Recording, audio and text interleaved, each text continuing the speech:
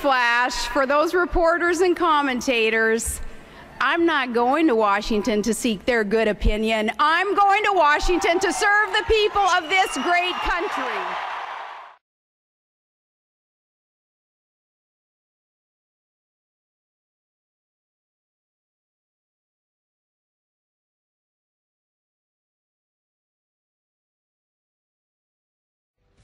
I picked this spot because of that statue and what it means.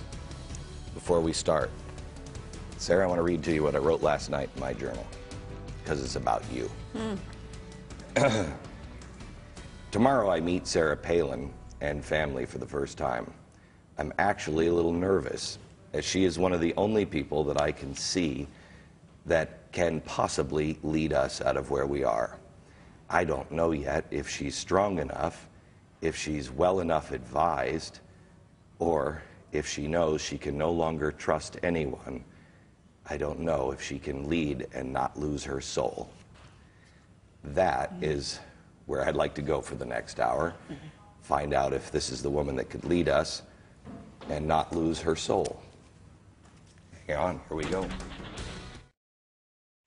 Trustworthy people surrounding us, leading us. We've got to be able to trust, but very, very dangerous to trust people in this business of politics, Glenn. Especially the generation today that is of voting age, and they're looking at candidates, they're looking at campaigns, and they can see through the insincerity, they see the broken promises, and yet they feel, Glenn, that maybe they don't have any other choice. Maybe that's just the way it's going to be, and that's disheartening, and that's what needs to change. Well, we break that by, at all levels, getting the real people, the sincere people, people who are almost reluctant to serve, to get in there, run for office, and be willing to put their lives on the line in service to their country, their states, their communities. When incumbents are even willing to give up their power, their seat, when they're saying, hey, if it costs me my seat in Congress, it costs me my seat in Congress. I'm going to cram this thing through anyway. That's a scary, scary thing to consider. It's not if they're doing it on principles.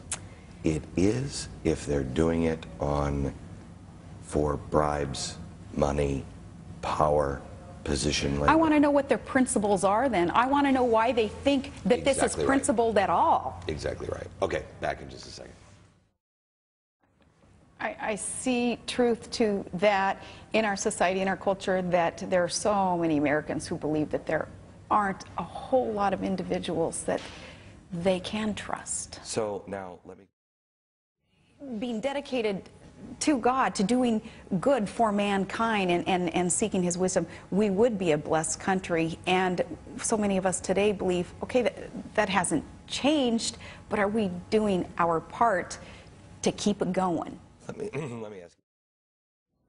There are a lot of important things going on in this world right now, and I think that if we were to hesitate and hunker down and not say what we believe, we're going to be part of that system that so many Americans are losing faith in. I'm not going to be a part of that. I have to tell you that every time I bring up your name and somebody says, who's out there? I answer one of two ways. I'm waiting for George Washington to appear. And then it's usually followed by your name. And I say, but I don't know. And it's not I don't know if you're smart enough. I find this insulting. Your kids must find that extraordinarily insulting when they hear that. It's not that you're not capable or anything else. I don't know. I don't know.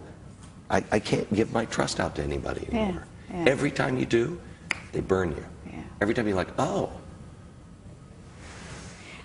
It's because we have a fallen world and mankind has fallen, and we can never put, I don't believe that we were created to be able to put our faith wholly, solely, except for our spouse, in another person, certainly not in a politician. I don't believe that, except, you know, looking back on our founding fathers and seeing the sincerity there, the genuine love that they had of country, I don't think in recent days we can find too many of those politicians. That's why we got to stop looking at, stop taking from the barrel and start picking from the tree.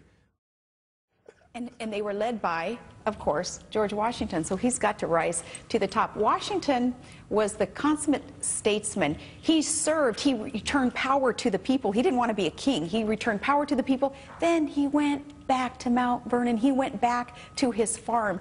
He was almost reluctant to serve as president, too. And that's who you need to find to serve in government, in a bureaucracy, those who you know will serve for the right reasons because they're reluctant to get out there and seek a limelight and seek power. They're doing it for the people. That was George Washington. He was the indispensable man. And that's why I say I'm waiting for George Washington to appear. Someone who doesn't want to serve, but will because he must. And someone who's so beyond question that he can bring people together and say, look, we got to do this. This is going to be hard. That's exactly what we need to seek in a candidate. Someone, I'll repeat this, almost reluctant to serve, someone who will not prostitute themselves and say what they believe a voter wants to hear at that time in order to get elected, but someone whom the people find and ask, will you sacrifice, will you do this for our country to get us back on the right track? That is why I think you're on the most admired list.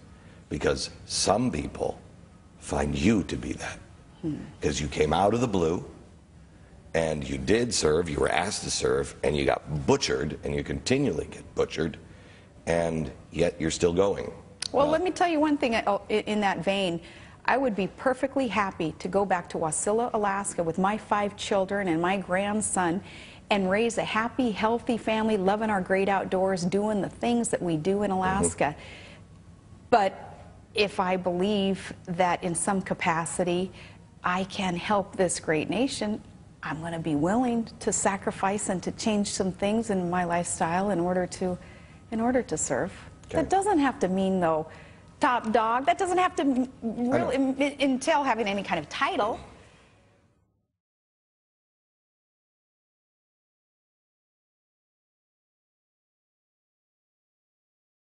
Are you considering a run for the presidency of the United States? I am still considering a run, Sean. But impact on family is certainly paramount. Now, I still think that there is enough time here, knowing that the field is not yet set. I think that there will be people coming and going in the next couple of months still, Sean. All right.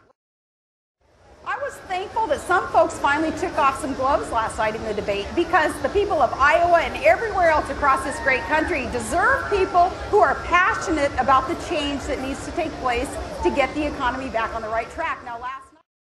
All right, it was interesting. As I have an opportunity to interview you often, and you said that you would get in if you didn't see a candidate that was really emerging and resonating with the American people. One thing I have noticed in the last few times that I've interviewed you is that your passion is rising. You're going around the country. I see a shift. I sense that your desire to be involved is becoming greater. Am I interpreting that correctly? You know, I've described that as a fire in the belly. And it's not just me, but it's so many Americans who we are speaking with today. No, you know, my fire in the belly is Fire Obama. That's my fire in the belly. That passion is real. It's sincere because I love this country. These folks love this country. They want to make sure that we are handing the next generation the blessings of liberty, and those liberties are being taken away from us.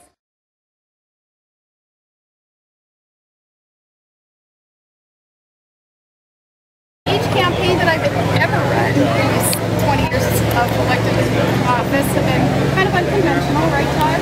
We've always been outspent 2-1, 5-1, 10-1. Never won any polls heading into election night, but usually won the election. So it would be unconventional and very grassroots, very grassroots.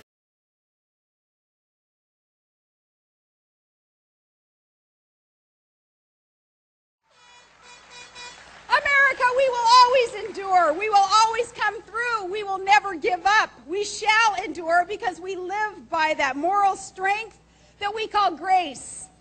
Because though we've often skirted a precipice, a providential hand has always guided us to a better future. So let us seek that hand once more. Or Ronald Reagan said, if we ever forget that we are one nation under God, we will be a nation gone under. Yes, he shed his grace on thee, America. We will not squander what we have been given. We will fight for freedom. We will fight for America. We are at the tipping point. United we must stand, and we shall nobly save, not meanly lose, this last best hope on earth. You and I have a rendezvous with destiny. We'll preserve for our children this, the last best hope of man on earth, or we'll sentence them to take the last step into 1,000 years of darkness.